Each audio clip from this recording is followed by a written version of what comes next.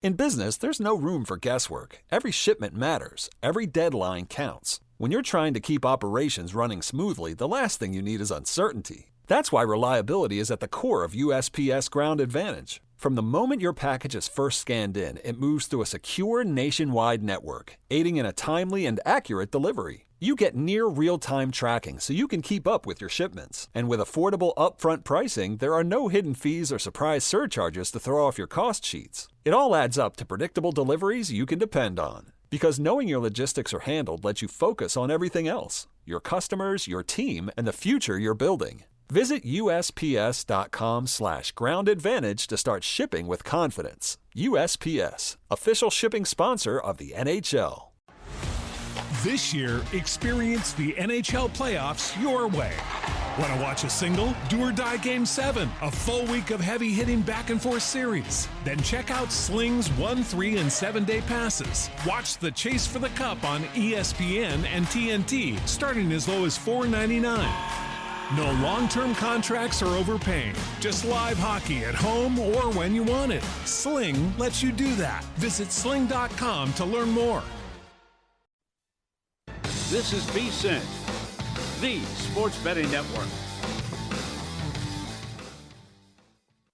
Always follow the money. That's what I always say. You always follow the money. Yeah. This is Follow the Money with Mitch Moss and Paulie Howard on VSiN. Here we go. Welcome in. It is Follow the Money on VSiN, the sports betting network. Mitch Moss along with Paulie Howard. We're live in downtown Las Vegas from the Circa Resort and Casino, and we have a 3-hour banger lined up for you today. A lot on the NBA and the NHL playoffs. Today's Major League Baseball card, some NFL draft as well. Henry Abbott on the program to talk NBA playoffs for a full half hour. That's coming in 30 minutes from right now. What a great time of year it is, Paulie, as we get 2 more play-in games tonight and the playoffs beginning tomorrow. 7 combined games in the NBA and the NHL, and I'm super excited for this game because of the Hornets playoff bet at 14-1 going back now 10 months. And that can cash tonight with this win on the road potentially against the Orlando Magic. Mm-hmm. And I was just talking, we were doing a little crosstalk with JVT and Stormy after their show ended and ours began. And I told JVT that this game on paper screams Charlotte all day long in a potential blowout. And that scares the daylights out of me.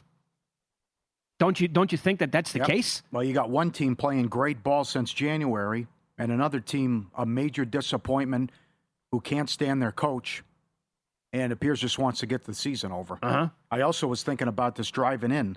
Like if you're a member of the organization or a fan, you got to be this could be a home court disadvantage tonight where the Boo Birds are out. You were the 7th seed last year. You give up 4 picks to get Bane.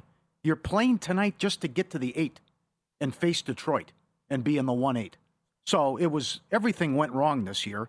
And then your star player, Banchero, who, as Zach Cohen wrote in the preview today, VSiN, every time they made a run against Philly, he'd do something stupid and take a bad shot or turn the ball over.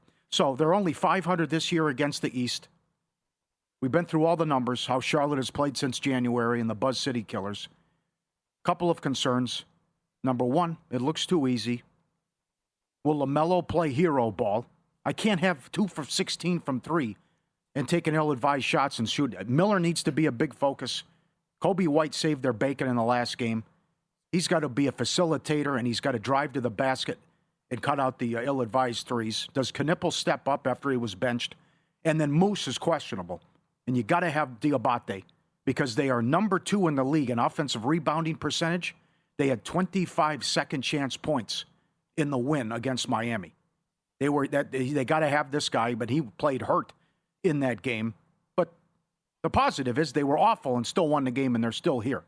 So that's the positive with Charlotte, and they're the better team, and they've been on a roll. And as you pointed out many times, they're a better road team. Yes, and I'll have those numbers for you in a second to go over those one more time for the people who might not be aware of how good Charlotte has been, specifically on the road. You mentioned Diabate. Opta AI projections at vsin.com. He is the number 1 edge tonight. With his points, by the way, 8+ points. They have a plus 14.9% edge on him to score that many tonight. Also, I would say this. I think they're expecting a low-scoring game. Major unders for points at vsin.com with the projections by Banchero, Wagner, White, Ball, Black, and Carter. And Black and Carter are by far and away the strongest unders. Like they're expecting these players to do basically nothing. And one of the biggest edges overall, as well as Batazzi with the rebounds, 5+. They project 7.22 out of him tonight. They made 5+ minus 549. He's even money. And here you go. Overall, the Charlotte Hornets offensive rating on the road. The Nuggets were 121.7, Celtics 120.2, the Hornets 118.8. That's for the full season. Also, they tied for the 4th best net rating overall on the road. If you break it down and go from when the calendar flipped to July 1st, I checked that, January 1st, 2026 to right now, 19-6 overall on the road, best record in the league, 123.3 offensive rating, which would be the best in the history of the sport over a full season, a plus 12.7 net rating, ahead of San Antonio at 10.6 and Oklahoma City at 10.2, and full season they were 24-17 ATS on the road, and the Magic have just been awful, and they're a bad basketball team, and again, they're a lame duck coach. We can't have this team make the playoffs. No one wants to see it. You're right about that. And the 3 wins were by a combined 61 points too, what Charlotte did during the regular season. From an Orlando standpoint, I'm all about Bane and Bane props here. So at least scored 20 points. He cashed plus 850 in the last game, most points. He's plus 650 tonight. And again, when he puts his head down and is aggressive and goes to the basket, not to mention he's deadly from outside, I think he's the biggest problem here for Charlotte. And Banchero just going through the motions and the silly 6 turnovers in the loss against Philadelphia as well. But plenty of guys that can score. And Bridges was great, too, in the win.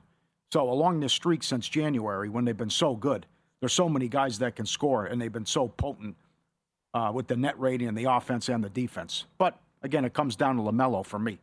How are you going to play? Are you going to get everyone involved? Are you going to attack the basket? Are you going to settle? And it's okay. If Knepel doesn't have it, though, as well, I think his prop is too high at 18 points. So do I. But who knows? Because he has struggled down the stretch. It wasn't just a bad performance getting benched against Miami. But, White can come in.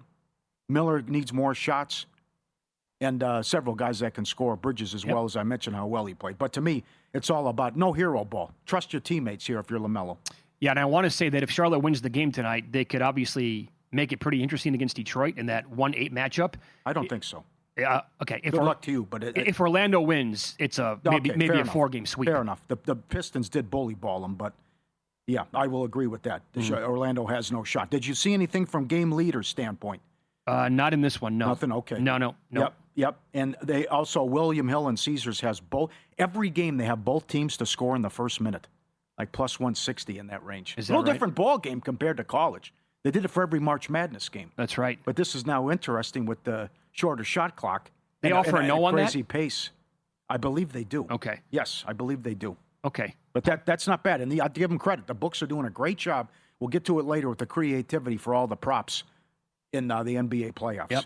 And I'll tell you, if I'm hedging my Hornets 14-1 ticket coming up in about 10 minutes here. Yeah, you have to. On the show. Well, maybe. I don't. In a great situation. I don't have to, but I'll tell you if I'm going to or not. Was there too much celebration with Golden State over the Clippers? So yeah, especially with Kerr when he said that and made those comments after the game, like we're back, and he pounded the chest, pounded the table, and he's talking about Curry, and he goes, for one night again, we're champions. So maybe I did take the 3.5 with them, and it's down at 2.5 right now here at Circa. Anyway, there's a little bit of juice on that one. So maybe they just wanted to do it one more time for old time's sake, and that was it. But do they want to make the playoffs? If they want to make the playoffs and take on Oklahoma City, they win the game tonight. I trust the experience, and they have Steph Curry and the Suns don't. Bam. Right. Pretty simple to me. Are they healthy, though? Porzingis questionable. They got to have him. And Horford a little bit banged up, too. But how they played in the last 8 minutes of the Clipper game. Beautiful offense, bombs away from 3, and that was an excellent performance.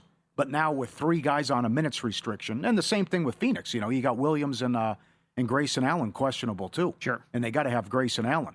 But that's what concerns me about Phoenix. Brooks was great shooting.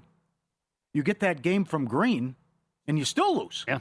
So I don't expect Green to have a game similar to that in this one tonight. I don't think Brooks will shoot like that either. So I just how well Green played, Porzingis, Horford, they also have a lot of dudes that can score.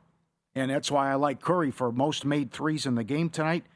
Curry is also the chalk, obviously, to have the most points in the game, but I think most threes at $1.30 is a good bet as well tonight. How about this? If you can find like numbers on will there be a technical in the game tonight, or maybe multiple technicals. Oh, that's good. Because there's a chance here, like if this game gets a little ugly, meaning that one team's winning by double digits late, you have Draymond Green and Dylan Brooks in this game. They are both hotheads with short fuses. Mm-hmm. And, I mean, if it gets super physical, I'd actually be surprised if one of those guys do not get teed up tonight in a situation if it plays out like that. So I don't know how many books would actually offer a technical foul prop, but I would absolutely look at it if the number was right for this game.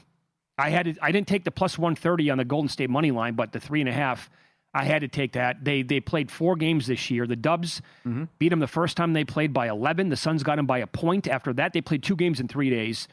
And then Golden State beat them the other 2 games. One game was by 3. The other one was by 4. So they played basically 4 close games this year. And Golden State beat them 3 different times. So if this is a close game tonight, taking the 3.5, I think was my better play than taking Warriors in the money line here. Santos props again? I did take that. And I'm tailing Zach Cohen again on vsin.com. It's because they adjusted the points and the rebounds by like 3 for this game. It was 15.5 last game. It's up to 18.5. And Zach, great breakdown again on the website. Points, rebounds, and assists. I got 21.5 over minus 102 on him. The guy's been absolutely fantastic. Mm-hmm. I'm also concerned about Booker running out of gas. He's carried this team for much of the year, and if you don't have Grayson Allen, and he's expected to do a lot here, 26 points per game, that might be a concern too tonight as well. Yeah.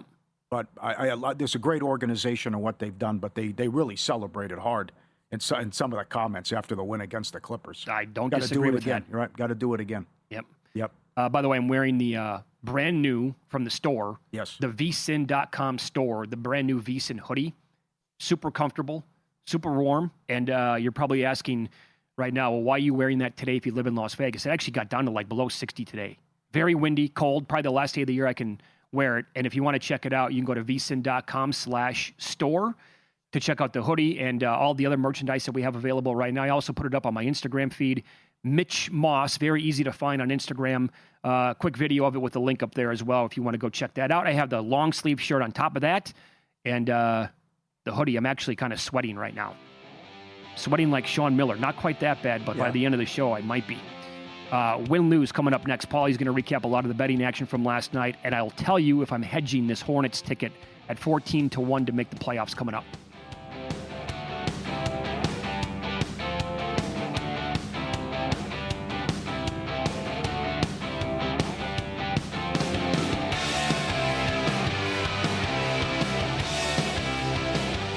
So you're listening to this podcast because you want an edge. But what if I told you you're only halfway there? You've got the mindset. Now it's time to get the toolkit to match. Here's the thing. Pro bettors spend thousands on data and tools, but what they don't want you to know is you can get the same edge for a fraction of the cost with VSiN Pro. With VSiN Pro, you get access to expert picks, public betting data, prop projections, powerful tools, analytics, and more. Tap the link in the description and see why thousands of bettors are already using VSiN Pro to cash more bets. This year, experience the NHL playoffs your way. Want to watch a single, do-or-die Game 7, a full week of heavy-hitting back-and-forth series? Then check out Sling's 1, 3, and 7-day passes. Watch the Chase for the Cup on ESPN and TNT, starting as low as $4.99. No long-term contracts or overpaying. Just live hockey at home or when you want it. Sling lets you do that. Visit sling.com to learn more.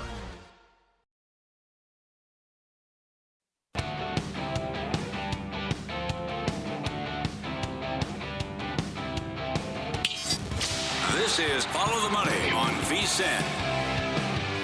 Here we go with some hardcore hoops. Henry Abbott, kind enough to join us on a Friday for the next 2 segments. TrueHoop.com is the website, and this is really cool. They are going live once a week on YouTube. You can go to the website. You can submit your questions. It's all there at TrueHoop.com, and they're very good, obviously, on the sport. They know it inside and out, and he joins us now on the Progressive Guest Line. Henry, good afternoon. Thanks for the time today. How are you? Good. The reason to join our live thing is because of David Thorpe. He's the real basketball expert. I'm just like the bald guy. Well, no. David's been on the show many times. David's amazing as well. Yeah.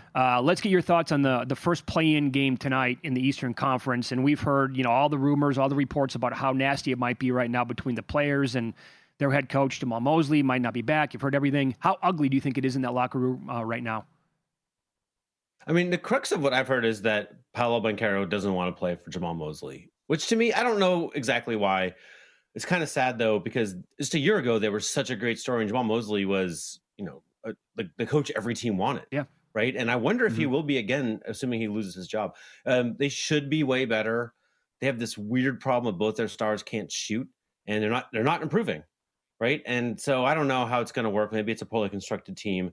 But what I heard is that they won't have Banchero for long, and they might not have Mosley for long, and they're going to build around Wagner. But if I were another team, I would think about seeing if they're looking for radical change. Maybe you can get Franz Wagner. Okay. Wow. Interesting. How about the flip side? How well Charlotte's played, but I don't know what LaMelo Ball I'm going to get. He was so good when he was attacking the rim in the win against Miami, but 2 of 16 from 3. And a lot of ill-advised shots and a lot of bad shots. What do you think of his game, and what do you expect from him tonight? It would be so much simpler to answer that question if he weren't so good, right? Like I'm not a fan. And in particular, there was an episode in that game where he hit maybe his first 3, hit 1 3, and then just in like the jubilation of that one, measured success, he shot an absolutely ridiculous off the dribble 3, and then maybe the next play down he turned the ball over in traffic with like attempting a crazy pass. And I just felt like you could see he was like physically still electrified by his 1-3. And it was almost like a John Starks in the finals 2 for 18 kind of deal for him.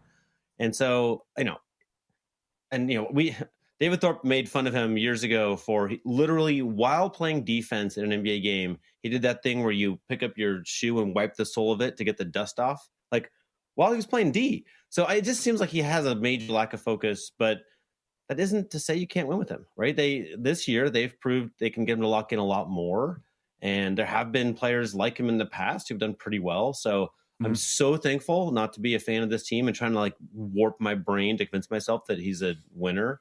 I have a little piece of paper here with a cheat sheet of who I'd pick, and I kind of only because the Magic seems so messed up do I think the Hornets will probably win this game, but I don't think it'll be. And it's not a lock.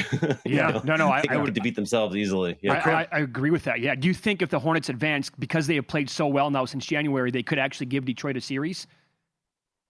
I do. We wrote about that on True Hoop a little bit. David Thorpe made this case that the Pistons are playoff inexperienced, and the Hornets play super hard, right? Since they put Moussa Diabate in the starting lineup, they've been a different team, and they're just that kind of feisty. It'll be a very feisty series and fun to watch. And I think the Pistons will win, but I don't think they're going to roll. Okay.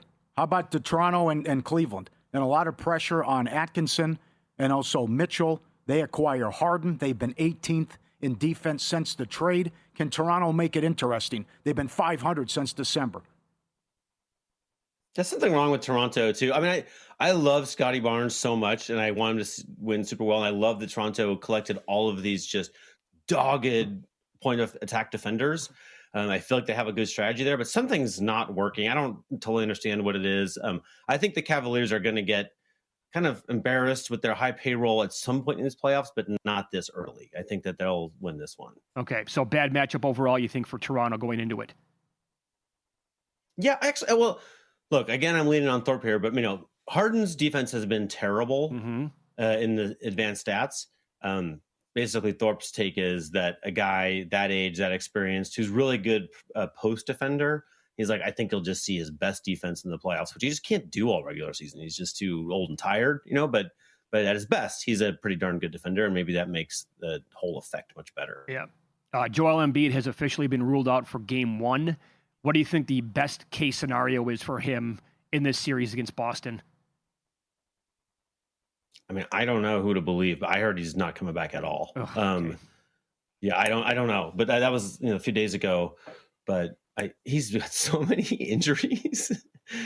I don't know. I think one of the big problems with him is, at least there was a story in the playoffs a few years ago that I was pretty involved in, and I was, there in person. And the story was basically that he wouldn't take advice from the medical staff. That's a little bit of an oversimplification, but you get the idea. Uh-huh. And so, every time he comes back, I'm like, is it smart? He's re-injured himself, 30 times? I just feel like they're not going to win this series. They're playing the Celtics. You know what I mean? Like, what's the point? Like, they're just not going to win the series. I'd much rather see them move on and build around Tyrese Maxey, who's wonderful, but they just don't have the right horses around him yet. Would you give Mazzulla Coach of the Year? I would really think about it. I mean, what a surprise, right? I mean, Totally. I wrote a story that was about how dumb the Celtics were to give away all the parts that make a championship team. Mm-hmm. And they're fine. They're totally fine. They got like Anthony Simons and a bag of chips, and they're like, yeah, don't worry, we can still win like that. It's Incredible. Just amazing. Yeah. Just amazing. Yeah. Well, if Embiid actually was healthy for the entire series, and we knew that he was going to play like all 7 games, do you think a fully healthy Sixers team could actually give Boston a run for their money? I don't. I really don't. I think the Celtics are just the class of the East. I think they're way better. And if someone's going to give them trouble, it's not going to be the Sixers. How about the Knicks in Atlanta? A lot of people think the Hawks can give them problems here. Brunson was awesome in the last regular season game in the fourth quarter. The conundrum with Atlanta is the record to close was so good, but they also got hit by the deck with the schedule. So what do you think of Knicks? Right. Kind of a short favor, 280 in that range, series price against Atlanta. Look, I love picking underdogs, and I wanted to pick underdogs if I could. And it's hard. So far, you asked me about 3 series, and I picked favorites in every one. This is one of the ones where I'm like, I think it could be close. But the fact is, as much as I'm excited about the Hawks story and the trade for CJ McCollum, didn't get a lot of love when it happened, but he's been great. I think he's been becoming a free agent, I'm pretty sure. So he's going to be super motivated. I think the Hawks can make it interesting, but I really do think the Knicks are just a better team. Yeah. I am also concerned that Atlanta is going to have nobody down low defensively to slow down Towns. He killed them in the regular season. Brunson's the man. He's so good, but at least they have Daniels and, Alexander Walker. They can throw at Brunson and maybe neutralize him a little bit. I think Towns should be able to get what he wants in this series. What do you think? I thought, Knicks fans were all bummed about Towns most of this season, but I just remember him in the playoffs last year when he was the best he's ever been. Uh-huh. Right? I loved watching him play. He was like a guard part of the time. He was such beasting everybody. He was just, he's one of the best big man shooters of all time. And then when he's grabbing every rebound, I thought he was spectacular. I don't know if we can expect that again, but if he's like that, then I love the Knicks. Okay, so you said that you can't see the Sixers giving the Celtics a series at all. They're not the team. How do you think a Knicks-Celtics series would go this year? It's pretty fun. I still think the Celtics are going to roll everybody in the East, except like maybe they stumble a little on the Pistons. But I think the Celtics are going to the finals, to be honest. I know that's not very fun for Knicks fans to hear, but I live near New York and we talk about it all the time. But yeah, I think that it's just too bad for the Knicks that they're pretty darn good at the time that the Celtics are great. Why is Detroit, you think, the 4th best odds to win the East after being the 1 seed? And is that so? Yeah, can you believe that? And they still won games without Cade. So I think this is It's probably because David Thorpe makes the odds. Yeah, Yeah. Thorpe's just all big on playoff experience. He just thinks it's the biggest deal ever. So, he loves Wemby, though. Is he down on San Antonio?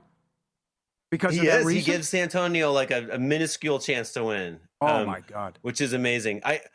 Now, I think he's generally right, and I defer to him on most things, but I will tell you that we had these same. So it comes down to kind of the Spurs debate right now, a little bit the Pistons. What does playoff experience mean? Mm-hmm. And, and he says it means everything or close. And I will tell you that that's probably true, except we said that a year ago. He was saying that about Oklahoma City when I was saying the Thunder were going to win, and I won that one. So maybe I could be right this time again, too. Well, a lot of people are bringing up the examples of when you had that future ticker, what happened against Dallas.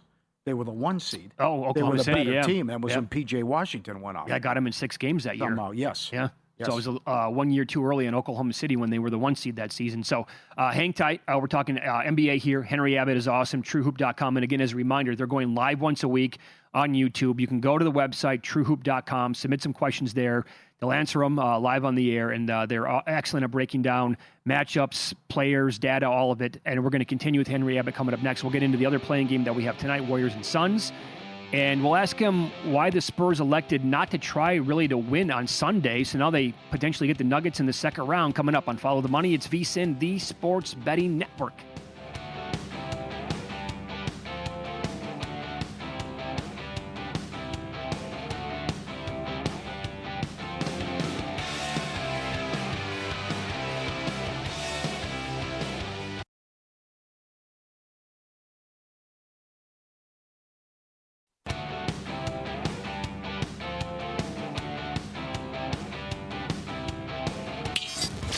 This is Follow the Money on VSiN.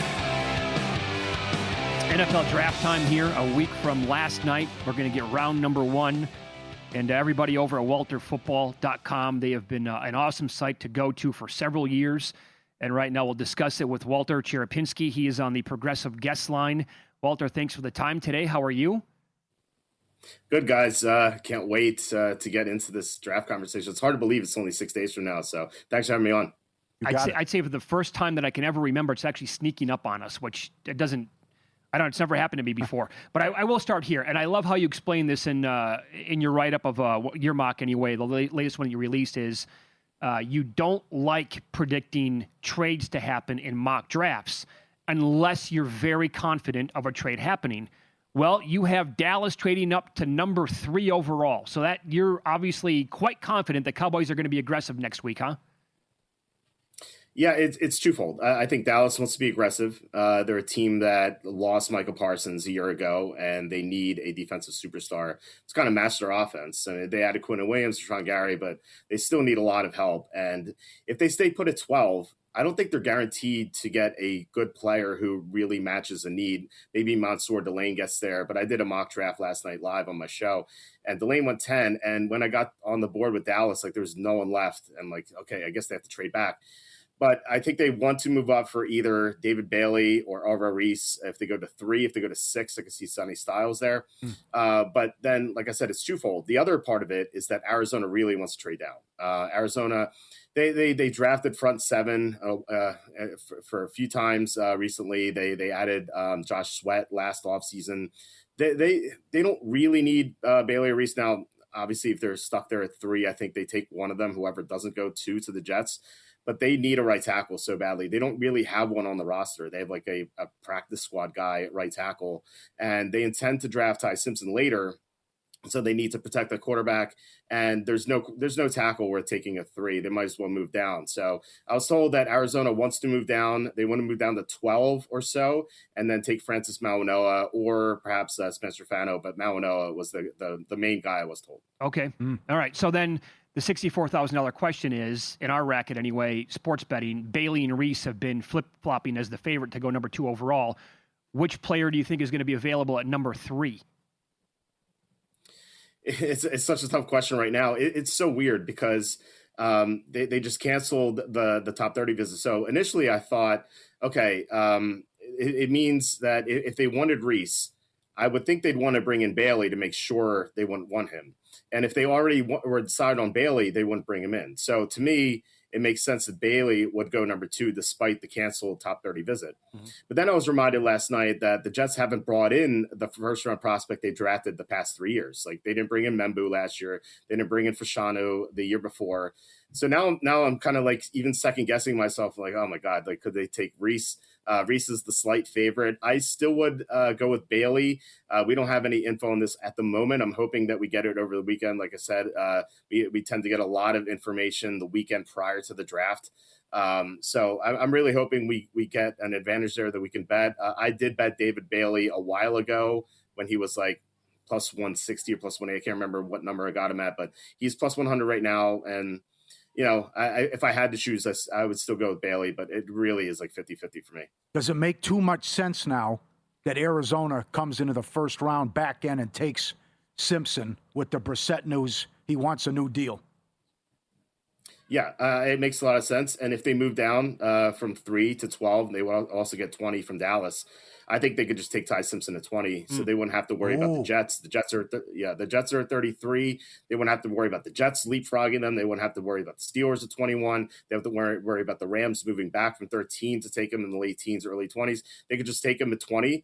But if they don't conduct that trade and they pick up 3, then I definitely think they move from 34 up to the mid 20s, kind of like the Giants did last year with Jackson Dart, because they want to get that 5th-year option with the quarterback, just so valuable for these teams. Okay, so you're that confident in Arizona being the team that would take Ty Simpson. Is there any other team that could spoil that and grab him before they could actually trade up? Well, I haven't heard anything about the Jets liking him. There's been nothing linking him to the Jets, but then again, the Jets haven't brought in the prospect they drafted for top 30 visits, so they've been pretty secretive recently. They used to be pretty loose-lipped in the previous regime, so maybe that's why they've been so secretive. Yeah, we used to get that info all the time, but yeah, now not anymore. So the fact that we're not hearing about Simpson to the Jets kind of makes me think that the Jets are probably the other team, and everyone's saying they want to tank for Arch Manning next year. The problem is they tried to tank for Trevor Lawrence in 2020, and that didn't work out. They won 2 games that they shouldn't have won, and they ended up taking Zach Wilson, number 2. And we know how that ended up. So, you can't count on tanking for a guy. And even if they do get Simpson and he fails, we saw Arizona in 2018. They took Josh Rosen. He was a bust at 10 overall, and then they ended up taking Kyler Murray. You can do that in this new CBA with these cheaper rookie contracts. Yep. Any way that Oregon tight end Kenyon Sadiq slides by, his draft position is 15.5. Does he go over that? Baltimore feels like the team that he would absolutely not slide past. Yeah, I think Baltimore or Tampa Bay. I think those two teams make a lot of sense. Baltimore just lost Isaiah Likely, and Mark Andrews is getting up there in age. He's regressed a lot recently. So they need a tight end to pair with Andrews now, and for the future, he would be the main tight end. It's kind of like with the Bears, they took Colson Loveland when they had Cole Kmet already. And then Tampa, if for some reason Baltimore doesn't take Sadiq, if they like one of the receivers instead, Tampa makes a lot of sense. They just paid Cade Otton, but they lost Mike Evans, and they need another weapon for Mayfield. And again, it's that sort of deal. The Bills kind of did this a few years ago when they paid Dawson Knox a big contract, and then they got Dalton Kincaid in the first round. It would kind of be like that. And I think Sadiq could go as high as 8 to the Saints. I think he can go 9 to the Chiefs. Maybe the Chiefs are the team that trades down a little bit from 9 to, let's say, 12. Maybe Dallas moves up for Bain if they can't move up into the top 6. The Chiefs move down to 12, and they beat the Ravens and the Buccaneers to the punch for Sadiq at 12. Oh, no, that one makes a lot of sense to me. I could see that absolutely happening. Is there a bet on the board right now that you really like that we should all hop on as we speak, or are you going to wait until this weekend goes by and you have more information? Well, we're going to have a lot of information over the weekend. We're going to have our draft props show Tuesday night. We're going to have the draft props posted on the website before that, just so our readers get a head start before everyone on YouTube gets to watch. Right now, the main bet I've made so far is Jeremiah Love to the Titans at 4. Ooh. So Jeremiah Love either to Tennessee or to number 4, or Jeremiah Love in the top 5. So the Titans are smitten with Jeremiah Love. They think he's great. I would be surprised if he makes it past them. If there's some weird thing where Arizona just can't trade down and they give up and they're like, we're just taking a tackle here at 3, and David Bailey or Arvo Reese somehow makes it to 4, I think that's the only way that Jeremiah Love makes it past the Titans. But then the Giants would take Jeremiah Love at 5. So I think Jeremiah Love in the top 5. I think that is the best bet on the board. Or if you want to get a better number, Jeremiah Love to the Titans. I bet both of those. And I know the lines have moved. I bet him. I think it was plus 130 or plus 140. I think he's like minus 115 now. I still think that's a strong bet. Okay. What about his teammate at Notre Dame in the backfield, Price, going in the first round? Because over 1.5 running backs is still like 4 or maybe even 5 to 1, and Price to be a first round pick is still a pretty long shot. Does that happen? They're just there's not enough spots for running back late in the first round. Like the only obvious one is Seattle at 32. The problem there is Seattle only has 4 picks. So I think they want to trade down. They could still take Price with their first pick, but that first pick might be in the 40s. So that would be the problem with betting the over 1.5 running backs. I wouldn't bet that. If we had a better number with the under, I would be on it, but that number is astronomical. So I don't really want to touch that. All right, Walter, what do you think the Rams do at 13, by the way? I think they go after receiver. First of all, Davante Adams is 34. So, he had a great year last year, but who knows how long that's going to last. Receivers tend to fall off in the mid-30s all the time. And then you have this issue with Puka Nacua biting people. I don't understand what's going on there. He went into treatment. Like, maybe he'll recover. I don't know.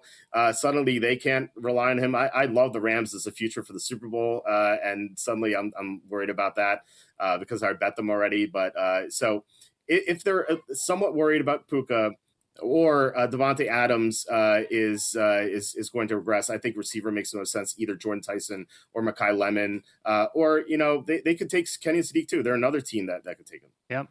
Okay, very good. And by the way, Charlie Campbell from WalterFootball.com. Charlie's going to join the program coming up on Monday. That's at 4:30 Eastern Time, 1:30 Pacific Time. Walter, thank you so much for the time today. We really appreciate that.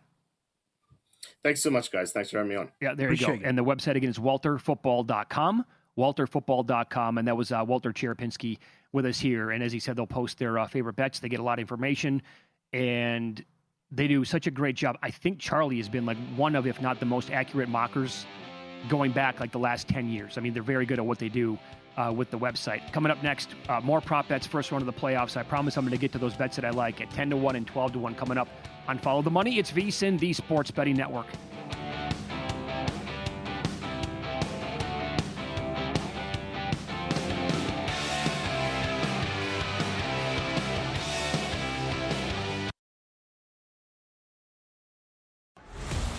This year, experience the NHL playoffs your way.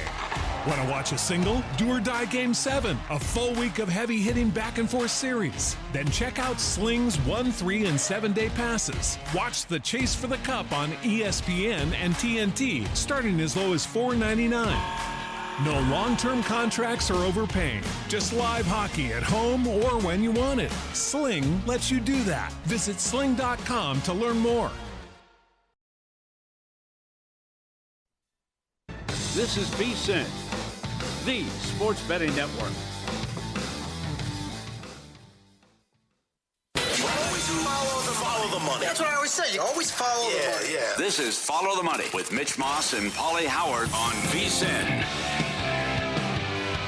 Welcome in. We are live in Vegas. Circa Resort and Casino is the spot. Mitch Moss along with Paulie Howard here on a Friday. Busy hour coming up. We'll hit the NBA with Brian Mahoney coming up at the bottom of the hour. Back end of the show, our best bets going into the weekend.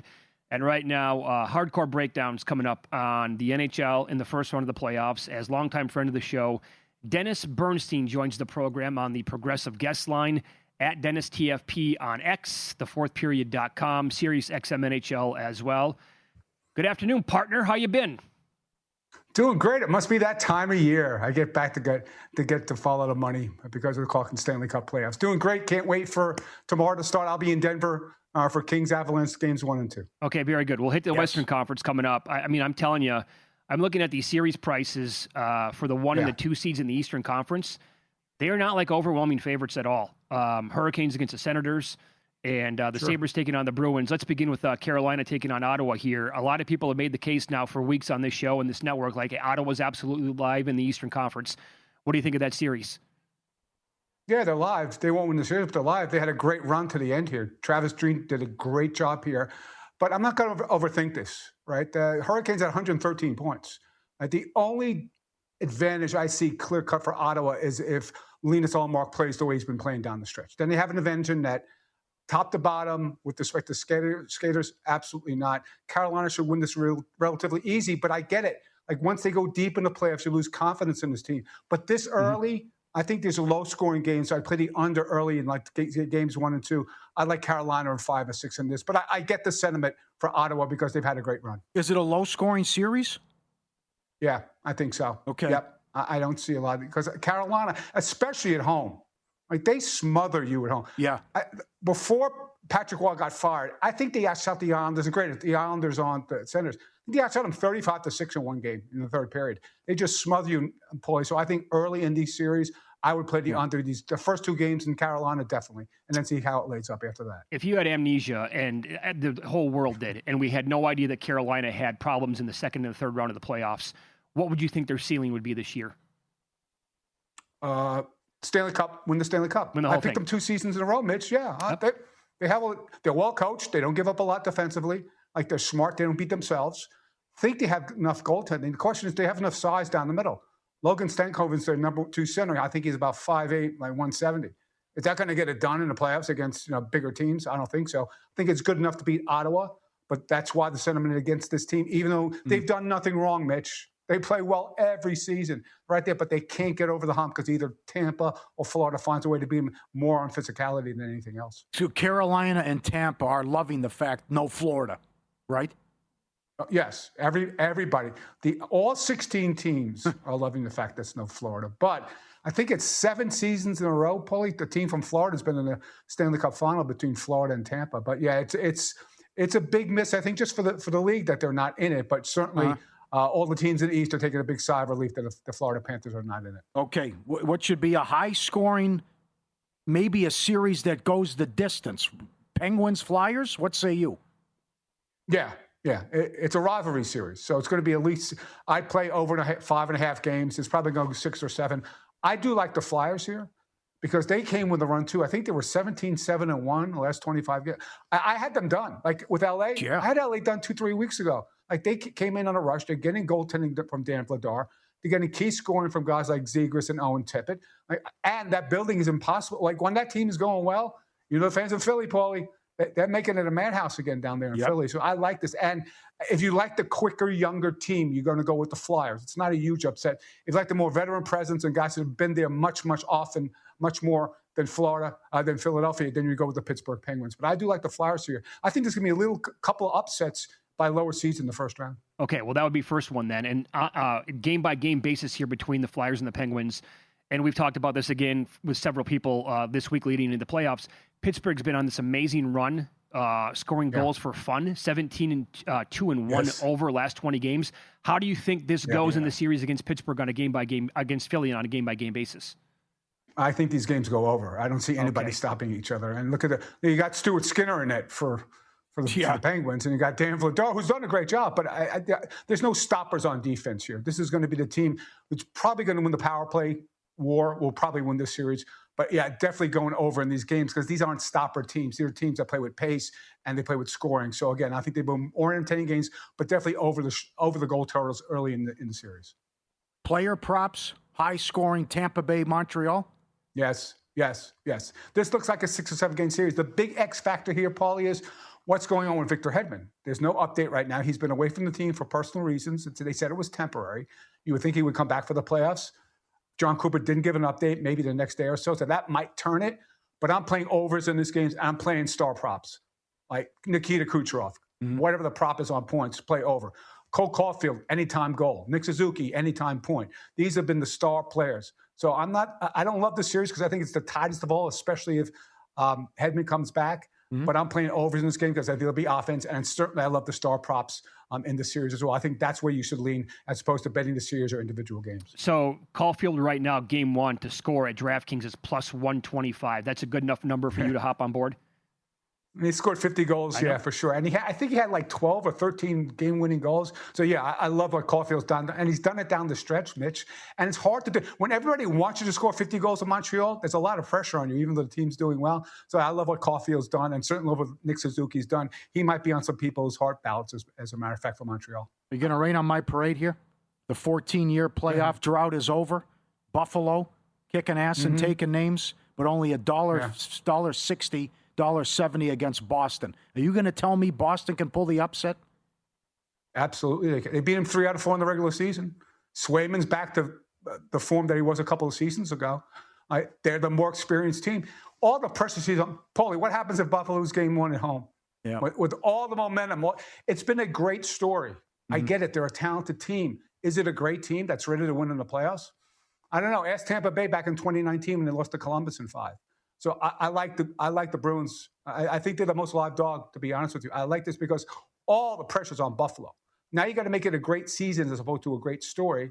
And they haven't been, except for guys like Jason Zucker and a couple of guys they picked up at the deadline, Shen and Ted Pearson. These guys have never been there before. And the game changes at game 83. The first 82 games, you're fighting for feet. In game 83 and beyond, you're fighting for inches. And I think that's the difference. Boston's equipped. I think their game will travel in the playoffs. And I do like them over Buffalo. So you like, yeah, there you go. In the first round, Bruins plus 145 in the East to win that. Flyers plus 140 as well. Don't you think it'd be a good thing for the NHL if Buffalo made a run? That fan base is going to go nuts if they do. Yeah, it would be. But if not, it's still a Stanley Cup. People don't care. Like if it was a rematch of Florida and Edmonton, would people care? No. It's a great story. The people are back in the building, which means they're playing with house money. Like they don't have to do anything else. Would it be disappointing they lost to Boston in the first round? Of course it would. But they were in last place in the league in November. So whatever they do can't undo this feel-good feeling they have in Buffalo right now. Would it be a great story? Would it be great for the fans? Absolutely. I don't know. I don't really have a bias here. So it's a nice story. But again, will it turn into a great team from a great story? Okay. Yeah, good point at the end. Good point. DraftKings has props on every series. Will there be 10-plus goals in a game? Would that be the Tampa series and the Edmonton series that cashes? Yeah, I would say definitely Edmonton. I don't think either team is disposed of playing defense between Anaheim and, if you watch the games last night, 5-4, 6-1, that'll go to 10. And I think a hat trick by like Kucherov or Cole Caulfield. I think more likely the hat trick in the Tampa Montreal series. I think the 10-goal game certainly screams out in Edmonton and Anaheim. Okay, I heard you, by the way, on Money Moves this week with Stormy and JVT, and you're an official NHL awards voter. And in fact, it might have been on yesterday's show. And you, at that point, you said, I don't know who I'm voting for to win the Hart. And I actually like that you admitted you needed the entire season to play out before you made up your mind. Do you know at this point who you're going to vote for?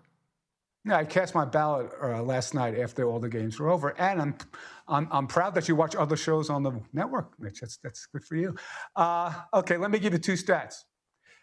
Edmonton had to win the game last night to get home ice. What did Connor McDavid do in the first period? I think he had 3 assists. He had 4 for the game. His last 11 games with the team trying to win the division, trying to get home ice, without Leon Draisaitl and without Zach Hyman, except for the last game, 11 games. Connor McDavid, 10 goals, 12 assists, 22 points in 11 games down the stretch when they needed him the most without his 2 best players. Who do you think I voted for number 1? I'm going to say... It was wide open, Mitch. You can make a case for McKinnon because he's about plus 59. And you can make a case for Kucherov, but he plays in Tampa with other good things. When I watched this guy by himself, the game that changed my mind, Mitch, I think it was 10 days ago. Edmonton went into San Jose. It was an important game. San Jose goes up early. Macklin Celebrini scores a power play goal. And then Connor sat back and go, kid, that's nice. Watch me. Hat trick, 5 points. That basically knocked the Sharks out of the playoffs. It's been a great run for Connor McDavid. He is the best player. He led the league in scoring. And I watch him down the stretch. That's where my lean is without exactly saying who I voted for. But there were 4 candidates this year, Mitch, which that's why it took so long. And it could have been it could have been the 3, but the 4th celebrity because they fell out was the issue. So, well, okay, let me ask you this. Yeah. So in the last 30 seconds here, if the Sharks were a playoff team, you would have voted for him? I would have thought hard about it because there was like a 50-point differential between him and the next player on the team. But it's about winning as well. And the fact that they missed the playoffs, I think that knocks them out when you have these other three players make these runs that they did. Should he be the favorite to win it next year when the season starts? No. Connor McDavid will be the favorite. Okay. He might be a co-favorite, might be second money. But if Connor wins it again, that would be his 4th Hart, I think, then he would be the odds on next year. It's totally fair, by the way. I mean, I love the fact that you admitted that look, I need these games to play out, and I have like 3 guys, in my opinion, that can win it. So we're going to continue. Follow Dennis on X, by the way, at Dennis TFP, senior writer of thefourthperiod.com, Sirius XM NHL radio as well. We'll get his thoughts on the Western Conference, and who does he have coming out of this very intriguing first-round series between Minnesota and Dallas? Find out next.